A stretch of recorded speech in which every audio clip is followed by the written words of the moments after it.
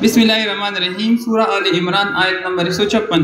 یا ایھا الذین آمنوا لا تکونوا کالذین کفروا وقالوا لاخوانہم اذا ضربوا فی الارض او کانوا غزا لو کانوا عندنا ما ماتوا وما قتلوا لیجعل اللہ ذلک حسرۃ فی قلوبہم واللہ یحیی ویمیت واللہ بما تعملون بصیر۔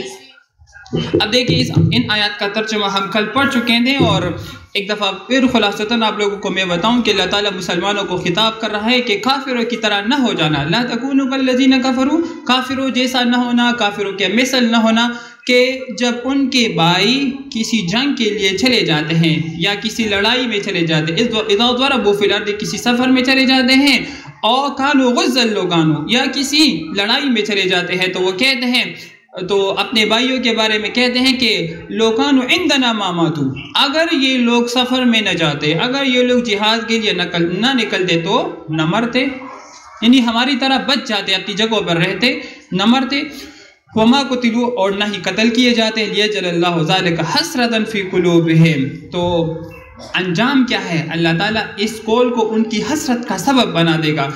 یاد رہے کہ اللہ تعالیٰ ہی ہے، واللہ یحیی و یمیت، زندہ کرنے والا اور مارنے والا کون ہے؟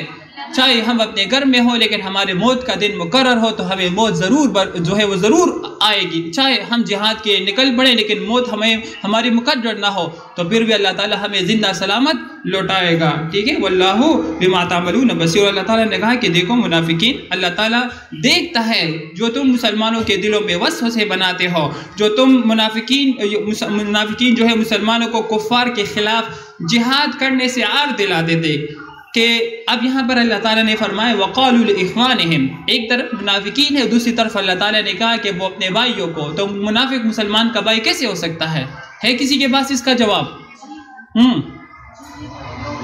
جی ذرا بلند آواز سے کہیں۔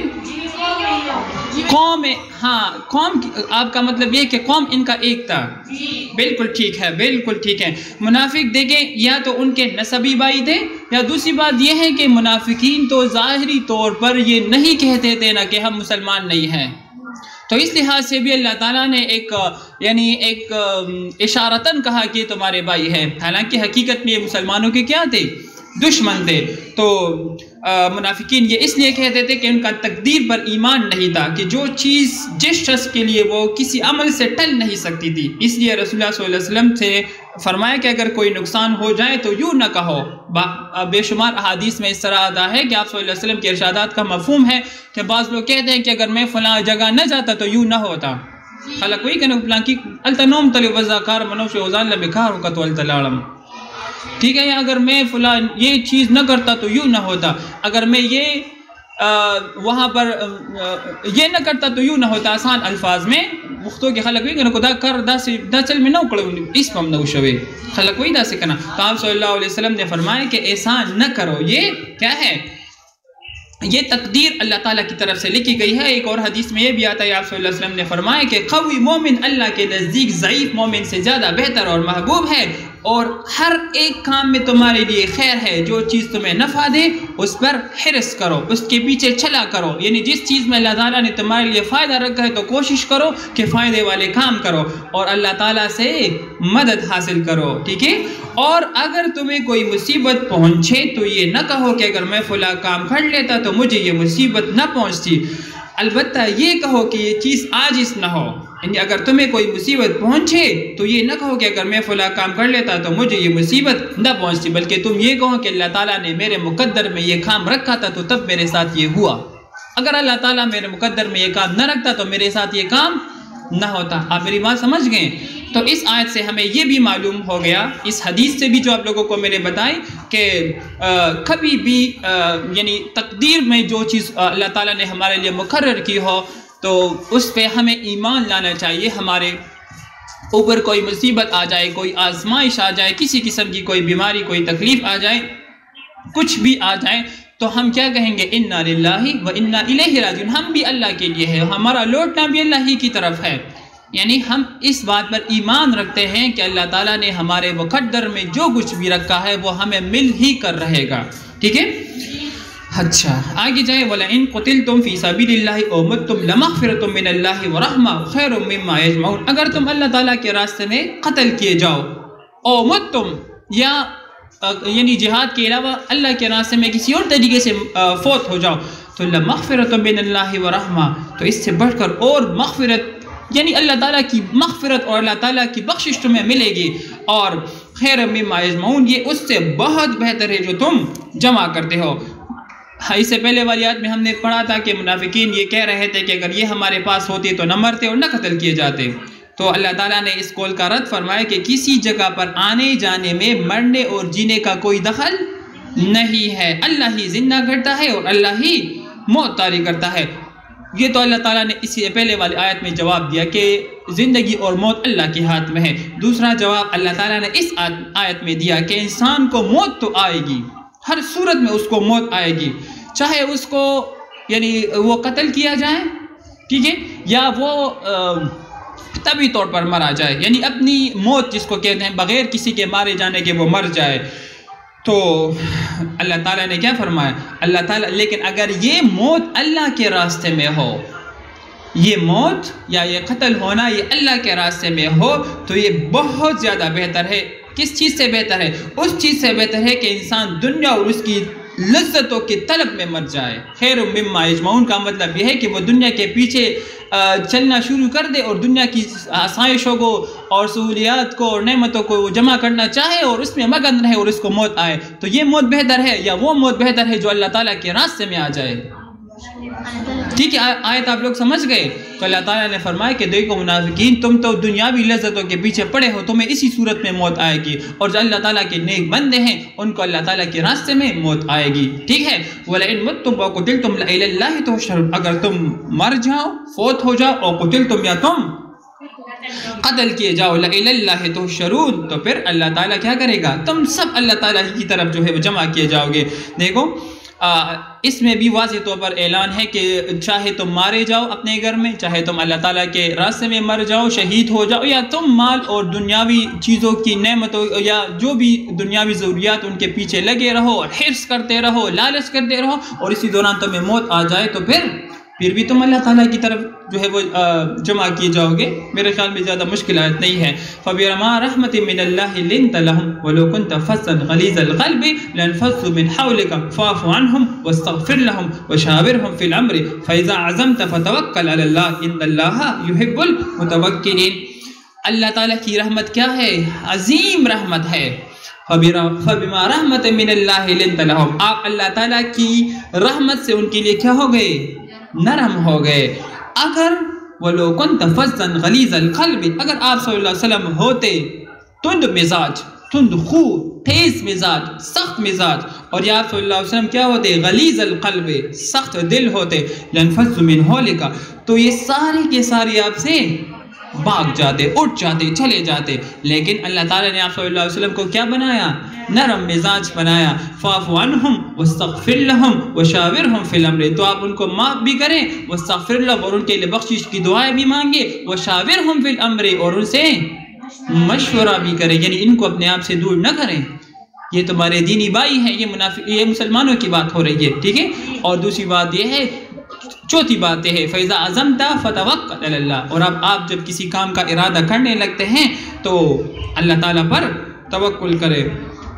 اس آیت میں اللہ تعالیٰ نے ان مسلمانوں کا تذکرہ کیا جو جس طرح ہم بار بار پڑھ چکے ہیں کہ بعض مسلمان جنگ احد میں رسول اللہ صلی اللہ علیہ وسلم کے پاس سے بھاگ گئے تھے، اور پھر جب آپ صلی اللہ علیہ وسلم کے پاس وہ لوٹے تو آپ صلی اللہ علیہ وسلم نے ان کے اوپر کوئی گرفت نہیں کی۔ آپ صلی اللہ علیہ وسلم سخت مزاج نہیں تھے، سخت دل نہیں تھے، تو آپ صلی اللہ علیہ وسلم نے ان کو کیا کیا؟ آپ صلی اللہ علیہ وسلم نے ان کے ساتھ نہایت نرمی کے ساتھ بات کی، نہایت ملائمت انداز میں، یعنی خوش اخلاقی سے آپ صلی اللہ علیہ وسلم نے جو ہے ان کے ساتھ بات چیت کی، تو اللہ تعالیٰ نے بھی ان کو معاف کر دیا۔ اس آیت میں اللہ تعالیٰ نے اگر ہم دیکھیں گویا رسول اللہ صلی اللہ علیہ وسلم کی نرمی کی تعریف بیان کی ہے۔ آیت کا جو مرکزی مضمون ہے وہ یہ ہے کہ اللہ تعالیٰ نے اس آیت میں، یہ اپنے ساتھ نوٹ کرے، بڑے کام کی چیز میرے ذہن میں آ گئی، کہ اللہ تعالیٰ نے اس آیت میں رسول اللہ صلی اللہ علیہ وسلم کی مسلمانوں پر نرمی کی تعریف کی ہے۔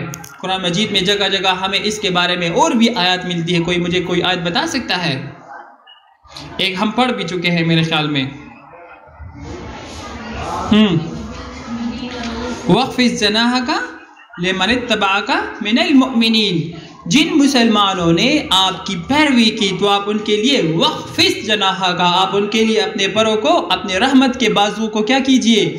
وخفض، جھکا دیجئے۔ خذ العفو وامر بالمعروف واعرض عن الجاہلین، معاف کرنا اختیار کیجئے، وامر بالمعروف، اور نیک کاموں کی کیا کریں؟ توفیق دے، واعرض عن الجاہلین، اور جاہلوں سے اعراض کیجئے۔ لقد جاءکم رسول من انفسکم عزیز علیہ ما عنتم حریص علیکم بالمؤمنین رؤوف رحیم۔ رسول اللہ صلی اللہ علیہ وسلم مومنین کے لیے کیا ہے؟ رؤوف ہے اور رحیم ہے۔ اسی طرح ایک اور سورہ قلم کی بڑی مشہور آیت ہے، انک لعلی خلق عظیم۔ تو یاد رہے کہ رسول اللہ صلی اللہ علیہ وسلم کی نرم مزاجی، رسول اللہ صلی اللہ علیہ وسلم کے بلند اخلاق، یہ آپ صلی اللہ علیہ وسلم کا قرآن پہ عملی ثبوت ہے کہ آپ صلی اللہ علیہ وسلم نے قرآن مجید کی تمام آیات پہ، پورے قرآن پہ اللہ تعالیٰ کی طرف سے لائے گئے دین کو، لائے گئے پیغامات کو، دیے گئے پیغامات پر آپ صلی اللہ علیہ وسلم نے من معن جو ہے وہ عمل کیا۔ اور اسی وجہ سے آپ صلی اللہ علیہ وسلم کی زوجہ سیدہ عائشہ صدیقہ رضی اللہ تعالیٰ عنہ، وہ ام المؤمنین فرماتی تھی، کیا فرماتی تھی؟ کہ آپ صلی اللہ علیہ وسلم چلتا پھرتا قرآن تھے۔ آپ صلی اللہ علیہ وسلم قرآن میں جو کچھ ہے، قرآن میں جو کچھ ہے وہی آپ صلی اللہ علیہ وسلم بھی تھے۔ اسی طرح کافی ساری احادیث بھی موجود ہے کہ آپ صلی اللہ علیہ وسلم کے پاس لوگ آتے تھے، بدتمیزی کیا کرتے تھے، سخت لہجہ استعمال کرتے تھے، لیکن آپ صلی اللہ علیہ وسلم ان کو کچھ بھی نہیں کہا کرتے تھے۔ وہ بڑے مشہور ایک اعرابی کا، ایک دیہاتی کا واقعہ آپ لوگوں نے سنا ہوگا کہ اس آدمی نے آپ صلی اللہ علیہ وسلم سے کسی چیز کا تقاضا کیا کہ مجھے فلاں فلاں چیزیں دے دے۔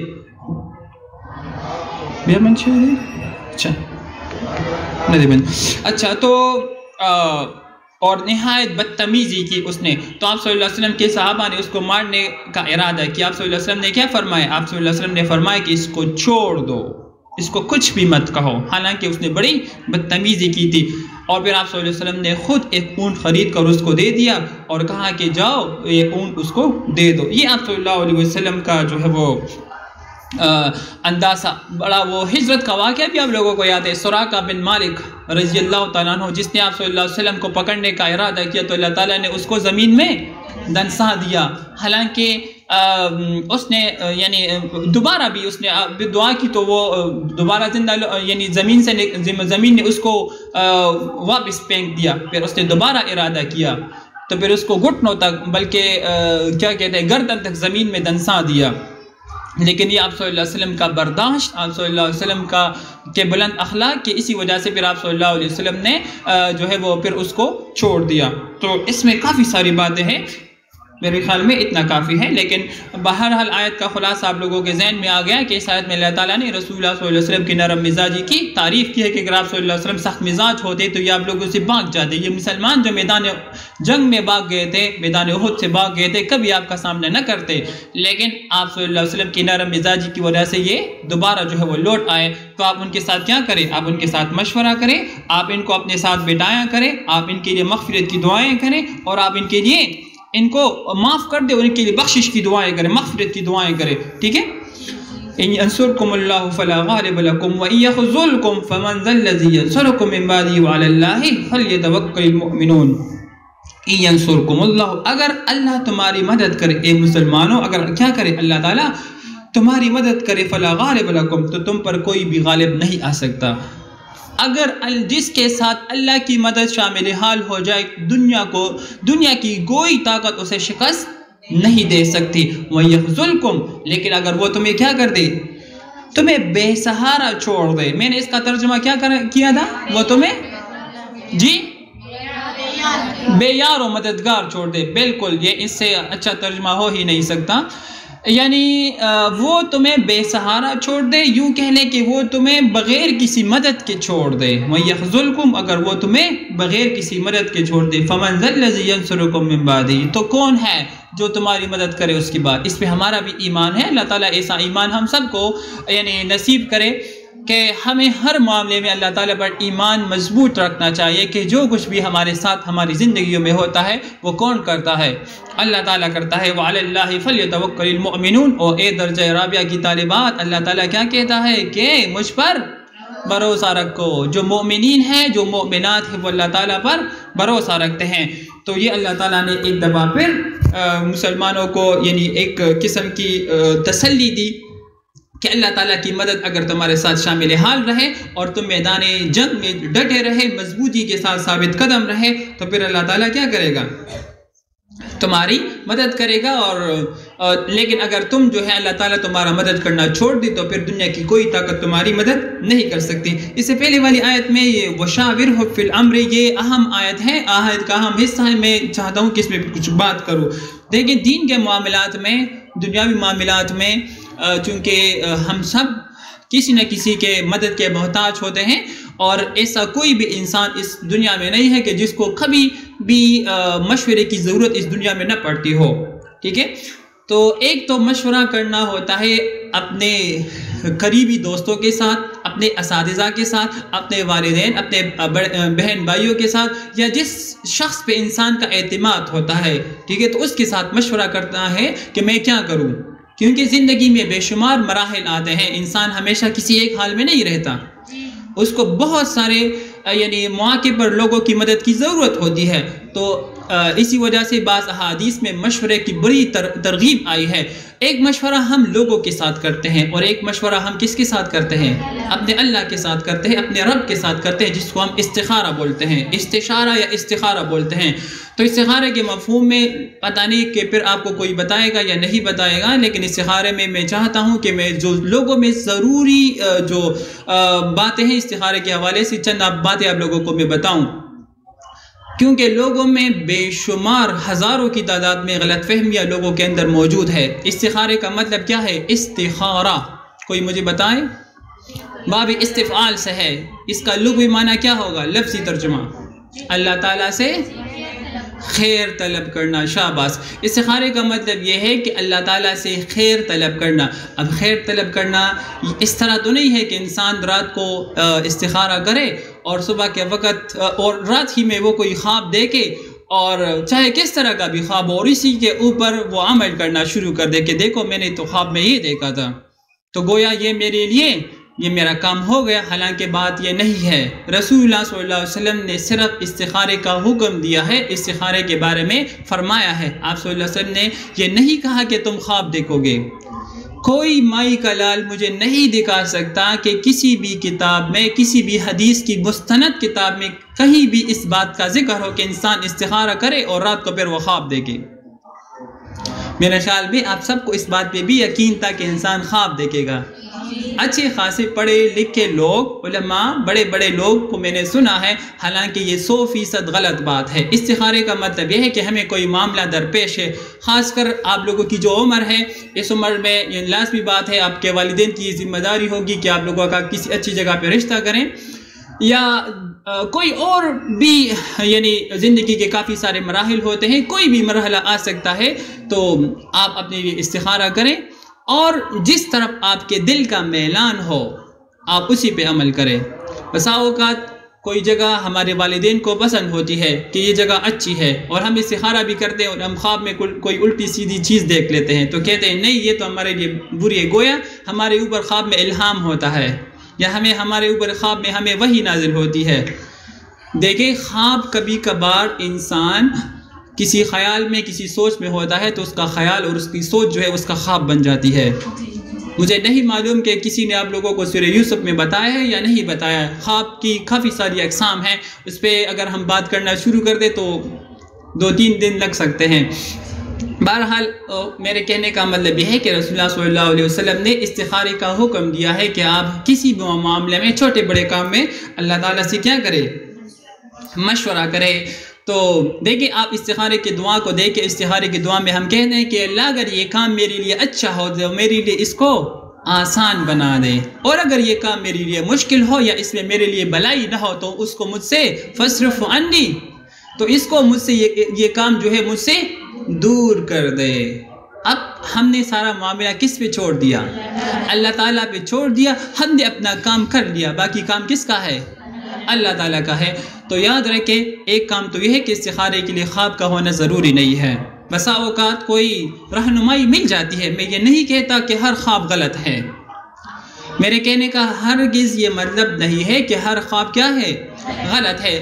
خواب سچے بھی ہوتے ہیں اور بالکل سچے ثابت بھی ہوتے ہیں۔ تو دیکھو اگر آپ لوگوں کو اس طرح کا کوئی بھی مسئلہ پیش آ جائے تو آپ فوراً استخارہ کریں. بعض احادیث میں 7 دفعہ تک استخارہ کرنے کا ذکر آیا ہے. اچھا لوگوں نے ایک اور پابندی اپنے اوپر یہ رکھی ہے کہ رات کے وقت استخارہ کریں گے اور کسی کے ساتھ بات نہیں کریں گے اور قبلے کی طرف دیکھیں گے، اور یہ ساری من گھڑت باتیں ہیں. آپ دن کے وقت بیٹھے بیٹھائے بھی استخارہ کر سکتے ہیں. آپ استخارہ تب بھی کر سکتے ہیں جب آپ نفل نہیں پڑھتے، آپ فوراً دعا کریں کسی معاملے میں، فوراً اللہ تعالیٰ سے خیر مانگ سکتے ہیں. استخارے کے لیے نفل کا پڑھنا بھی ضروری نہیں ہے. کتنی دماغ خیز باتیں آپ لوگوں کو میں نے بتائی، ایسے نہ مانے. اچھا بہرحال یہ تو استخارے کے حوالے سے بات ہو گئی. اور آخری بات استخارے کے حوالے سے سب سے زیادہ ضروری بات، اگر میں چاہتا تو اس وقت میں لکھ پتی بن سکتا تھا. کیا بن سکتا تھا؟ لکھ پتی، کروڑ پتی بن سکتا تھا، لیکن میں نہیں بننا چاہتا. اتنے زیادہ لوگ پوچھتے ہیں کہ ہمارے لیے استخارہ کرو، جس کو آن لائن استخارہ کہتے ہیں یا جس کو کسی کے لیے استخارہ کرنا کہتے ہیں. استخارہ دیکھو، استخارہ انسان خود اپنے آپ کے لیے کرتا ہے. والدین اپنی اولاد کے لیے کر سکتے ہیں، ایک بھائی اپنی بہن کے لیے کر سکتا ہے. ٹھیک ہے، زیادہ سے زیادہ، اگرچہ والدین کو زیادہ وہ ہے، لیکن ایک بڑا اپنے چھوٹے کے لیے کر سکتا ہے یا ایک چھوٹا اپنے بڑے کے لیے کر سکتا ہے. لیکن یہ ضروری نہیں ہے کہ ہم دیکھیں کہ میں نے خواب میں تو کالی سیاہ چیز دیکھی تھی تو یہ کام نہیں کروں گی، اور سبز اور سفید رنگ کی میں نے روشنی دیکھی تھی اور میں نے چاند دیکھا تھا. تو یہ ساری باتیں کیا ہے؟ جھوٹی باتیں ہیں. ٹھیک ہے. آخری بات استخارے کے حوالے سے میں یہ کہہ رہا تھا کہ استخارہ خود کرنا چاہیے. جو لوگ دوسروں سے استخارہ کرنا چاہتے ہیں، کرانا چاہتے ہیں، یہ بالکل 100% غلط ہے. مجھے بہت زیادہ اشتہارات دیکھنے کو ملتے ہیں اور یہ سارے کے سارے روپے پیسے کے چکر ہے. اللہ تعالیٰ ہمیں وَيَشْتَرُونَ بِآيَاتِ اللَّهِ ثَمَنًا قَلِيلًا. ٹھیک ہے. کل ہم نے کلاس میں یہ بات پڑھی تھی، رات کو جو ہماری کلاس ہوتی ہے، تو میں نے اس میں بھی یہ باتیں کی تھی کہ ہمیں اپنے دین کو فروخت نہیں کرنا چاہیے کسی بھی دنیاوی غرض کے لیے. کوئی ہمیں کتنا ہی مجبور کیوں نہ کرے کہ مجھے میرے مقصد کا، مجھے میرے مطلب کا ذرا کوئی مسئلہ تو بتاؤ، میں تمہارے لیے کیا کروں گا، گوشت چاول بھیجوں گی، تو ہم نہیں مانیں گے. ٹھیک ہے نا. چلو. اور باقی اس میں مشورے کی اہمیت رسول اللہ صلی اللہ علیہ وسلم کے ساتھ بھی ہے کہ اس آیت سے بھی پتہ چلتا ہے کہ اسلام میں مشورے کی اہمیت بہت زیادہ ہے، اس کے فوائد بہت ہیں. لیکن مشورے کا سب سے بڑا فائدہ یہ ہوتا ہے کہ اس سے مختلف قسم کی آراء سامنے آ جاتی ہیں. دیکھیں اگر آپ سے میں کسی معاملے میں مشورہ کرنا چاہوں تو آپ سب سے میں پوچھوں گا کہ مجھے اپنے مشوروں سے نوازو. تو اس میں کافی ساری باتیں، ہر ایک کا ذہن تو ایک جیسا نہیں ہوتا نا، مختلف قسم کی باتیں ہو سکتا ہے کہ اس میں ہمیں اور بھی فائدہ مل جائے. دوسری بات یہ ہے کہ یہاں پر اللہ تعالیٰ نے شاورہم ایک لحاظ سے یہ امر ہے، تو گویا مشروعیت بھی، اس کی مشروعیت بھی ثابت ہوتی ہے. اور اسی وجہ سے بعض وہ کہا کہ نزدیک مشاورت کا جو حکم اللہ تعالیٰ نے دیا ہے یہ وجوب کے لیے ہے، اور بعض کے نزدیک یہ مستحب ہے. تاہم ہم اس کو سنت کہہ سکتے ہیں. اگر میری اپنی رائے ہوگی تو میں یہ کہوں گا کہ مشورہ کرنا کیا ہے؟ سنت ہے. اور حکمرانوں کے لیے ضروری ہے کہ وہ علماء سے ایسے معاملات میں مشورہ کرے جن کا انہیں علم ہوتا ہے. ہر فیلڈ کا، ہر مضمون کا، ہر میدان کا اپنا اپنا جو ہے وہ ماہر ہوتا ہے. ہمارے استاذ کہتے تھے کہ لِكُلِّ فَنٍ رِجَالٌ، لِكُلِّ فَنٍ رجال. ہر میدان، ہر فن کے اپنے اپنے لوگ ہوتے ہیں جس میں وہ بڑے ماہر ہوتے ہیں. تو ہمیں کسی بھی معاملے میں ان تمام لوگوں سے مشورہ جو ہے وہ کرنا چاہیے. یاد رہے ہمارے پاس قرآن مجید جو ہے، اس میں تمام دنیا و آخرت کی تمام بلائیاں جو ہے وہ موجود ہے. بجائے اس کے کہ ہم یہ کہیں کہ لوگوں کے پاس اپنی اپنی قمیصیں بھیجیں اور لوگوں کے پاس کہیں کہ آپ میرے لیے زعفران کے اوپر کوئی پرچ پیالے کے اوپر کوئی تعویذ دیکھو اور فلاں فلاں چیزیں، یہ ساری من گڑت جھوٹی باتیں ہیں. ٹھیک ہے. ہمیں اللہ اور اس کے رسول صلی اللہ علیہ وسلم کے آیات، احکامات اور احادیث پہ عمل پیرا ہونا چاہیے. اور آپ لوگوں کو بہت ہی آسان فارمولہ میں نے بتایا تھا. وہ آیت کیا ہے؟ اذا قضا امرا فانما یقول له کن فیکون. ہم اللہ تعالیٰ سے مانگتے ہیں اللہ مجھے دے دے، تو آپ پھر دیکھیں کہ اللہ دیتا ہے کہ نہیں دیتا. اگر اللہ تعالیٰ بہتر نہیں دے گا تو اللہ تعالیٰ بہترین دے گا. ٹھیک ہے. چلو آگے جاؤ. وما كان لنبي ان يغل ومن يغل يأتي بما غل يوم القيامة ثم توفى كل نفس ما كسبت وهم لا يظلمون. دیکھیے ہم بار بار پڑھ چکے ہیں کہ غزوہ احد میں مسلمانوں کو عارضی طور پر جو ہے وہ شکست ہو گئی تھی. تو بعض لوگ یہ تھے کہ میدان جنگ انہوں نے وہ پہاڑی جو ہے وہ چھوڑ رکھی تھی اور میدان جنگ کے لیے وہ مال غنیمت کے لیے میدان جنگ میں وہ کود پڑے. ان کا یہ خیال تھا کہ اگر انہوں نے بروقت مال غنیمت نہیں لیا تو پھر ان کو مال غنیمت نہیں ملے گا. تو اللہ تعالیٰ نے فرمایا اس آیت میں بھی، اور اس آیت کے دو مفہوم ہو سکتے ہیں. ایک یہ کہ اللہ تعالیٰ نے فرمایا کہ خیانت کرنا کسی نبی کے شایان شان نہیں ہے، یعنی کوئی بھی نبی، ٹھیک ہے، وَمَا كَانَ لِنَبِيٍّ صرف آپ صلی اللہ علیہ وسلم کا نہیں فرمایا بلکہ مطلقاً نبی کہا. ہر نبی، کسی بھی نبی میں خیانت نہیں ہو سکتی. تو کسی نبی میں نہیں سکتی تو رسول اللہ صلی اللہ علیہ وسلم میں کس طرح ہو سکتی ہے؟ یعنی اگر آپ لوگوں کا یہ خیال ہے کہ اگر ہم لوگوں نے میدان جنگ میں مال غنیمت نہیں لوٹا تو بعد میں ہمیں نہیں ملے گا، حالانکہ یہ بات تمہاری سوچ کیا ہے؟ غلط ہے. اللہ کا رسول تمام لوگوں میں برابر مال غنیمت تقسیم کرے گا، وہ کسی کے ساتھ کسی قسم کا کوئی خیانت نہیں کرے گا. اور حضرت عبداللہ بن عباس رضی اللہ تعالیٰ عنہ فرماتے ہیں کہ یہ آیت جو ہے وہ جنگ بدر کے متعلق نازل ہوئی تھی کہ جنگ بدر میں ایک سرخ رنگ کی چادر جو ہے وہ گم ہو گئی تھی. میدان مال غنیمت میں ایک سرخ رنگ کی چادر گم ہو گئی تھی. تو بعض لوگوں نے کہا کہ شاید یہ چادر رسول اللہ صلی اللہ علیہ وسلم نے لی ہو. تو تب اللہ تعالیٰ نے آیت نازل فرمائی کہ خیانت کرنا کسی نبی کے شایان شان نہیں ہے. آپ لوگ سمجھ گئے؟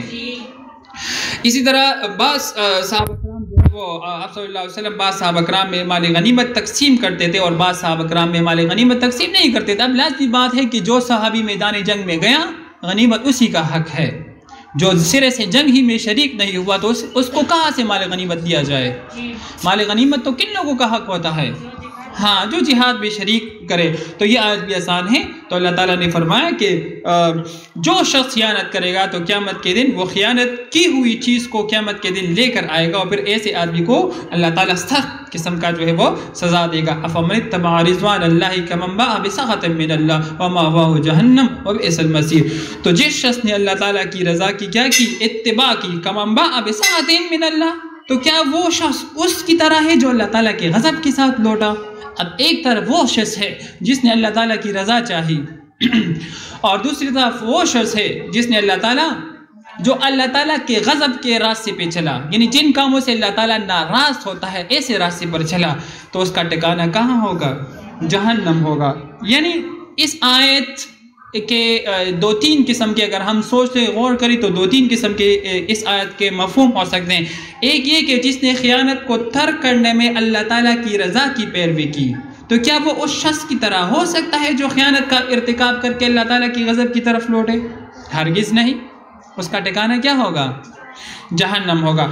دوسری بات یہ ہے کہ جو شخص اللہ پر ایمان لائے اور اس نے اللہ تعالیٰ کی اطاعت کی اور أَفَمَنِ اتَّبَعَ رِضْوَانَهُ اور اس نے اللہ تعالیٰ کی رضامندی، یعنی اس نے اللہ تعالیٰ کی رضا کی، اللہ تعالیٰ کی اطاعت کی پیروی کی، تو کیا وہ اس شخص کی طرح ہے جو کفر کے راستے پر چلا اور اللہ تعالیٰ کے غضب کے ساتھ لوٹا؟ برابر ہو سکتے ہیں؟ ہرگز برابر نہیں ہو سکتے. یہ اپنے ساتھ نوٹ کریں. ویسے تو بہت آسان ہے لیکن آپ لوگوں کو یاد کرنے کے لیے کہ جو شخص اللہ پر ایمان لائے اور اس نے اللہ تعالیٰ کی اطاعت کر کے اللہ تعالیٰ کی رضامندی کا اتباع کیا یا اللہ تعالیٰ کی رضامندی کی پیروی کی، جو شخص اللہ پر ایمان لایا اور اس نے اللہ کی اطاعت کر کے اس کی رضا کی، کیا کر لی؟ پیروی کر لی، تو کیا وہ اس شخص کی طرح ہو سکتا ہے جو کفر اور معصیت کر کے اللہ کے غضب کے ساتھ لوٹے؟ آپ بتائیں مجھے، برابر ہو سکتے ہیں؟ ہرگز برابر نہیں ہو سکتا. اچھا، ایک اور مطلب بھی نکل سکتا ہے اگر آپ لوگ غور کریں کہ جن ایمان والوں نے اخلاص کے ساتھ نیک کام کر کے اللہ تعالیٰ کے رضا کو حاصل کیا تو کیا وہ ان منافقوں کی طرح ہو سکتے ہیں جو اللہ تعالیٰ کے غضب کے ساتھ لوٹے؟ نہیں. ٹھیک ہے.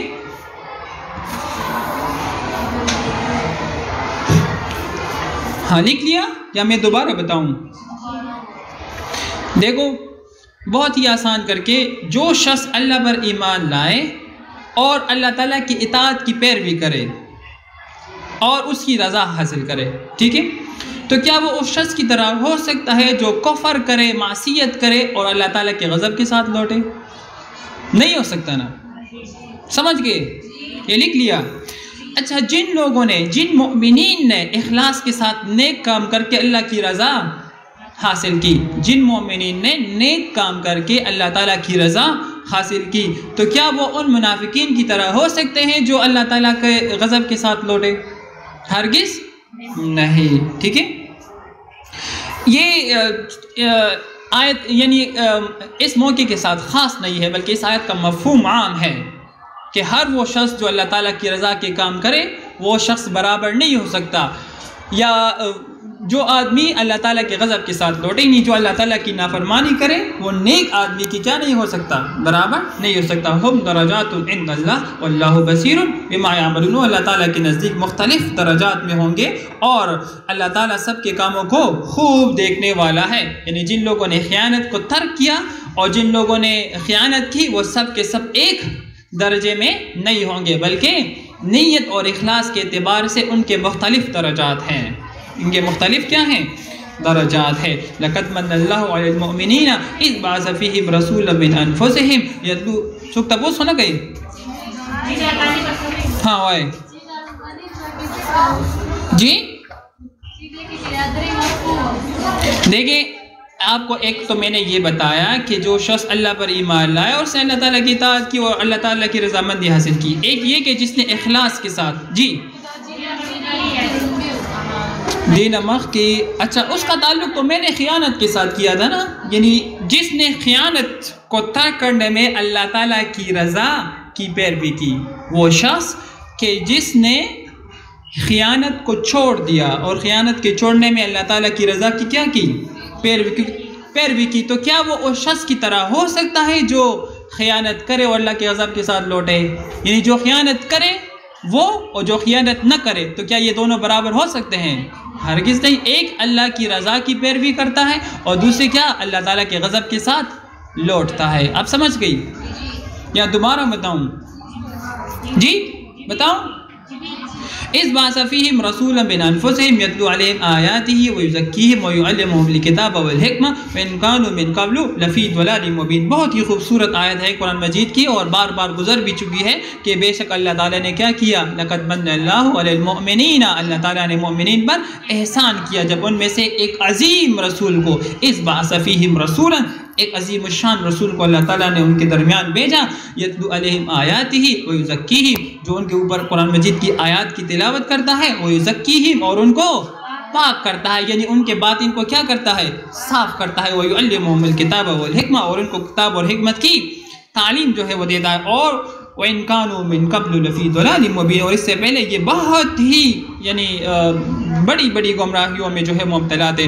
دیکھیں اس سے پہلے والی آیات میں اللہ تعالیٰ نے مختصر طور پر لوگوں کے دو بڑے بڑے گروہ بیان کیے، ایک وہ جو اللہ کی رضا کے لیے عمل کرتے ہیں اور دوسرے وہ جو اللہ تعالیٰ کی ناراضگی کے کام کرتے ہیں۔ تو اللہ تعالیٰ نے فرمایا کہ ان دونوں فریقوں کی تفصیل جو ہے وہ شروع کی، تو پھر اللہ تعالیٰ نے مؤمنین کا ذکر کیا، یعنی وہ لوگ جنہوں نے کیا کیا، جس سے اس سے پہلے والی آیت میں ہم پڑھ چکے کہ افمن اتبع رضوان اللہ کما، افمن اتبع رضوان اللہ، اب یہ کون لوگ ہیں؟ مومنین ہیں نا۔ تو اس آیت میں اللہ تعالیٰ نے ان مومنین کا ذکر کیا کہ جو خالص اللہ تعالیٰ کی رضا کے لیے عمل کرتے ہیں، تو اللہ تعالیٰ نے انہی لوگوں میں سے ایک عظیم رسول کو بھیجا اور ان کے اوپر احسان کیا، ٹھیک ہے۔ اور آگے پھر اس کے بعد دوسرے گروہ کا جو ہے وہ ذکر آئے گا۔ تو یہ آیت میرے خیال میں کوئی زیادہ مشکل نہیں ہے اور اس میں کافی ساری باتیں ہو چکی ہے، یعنی ہم کئی دفعہ اس کو سورہ بقرہ میں بھی پڑھ چکے ہیں اور اس سے پہلے سورہ احزاب میں بھی پڑھ چکے ہیں۔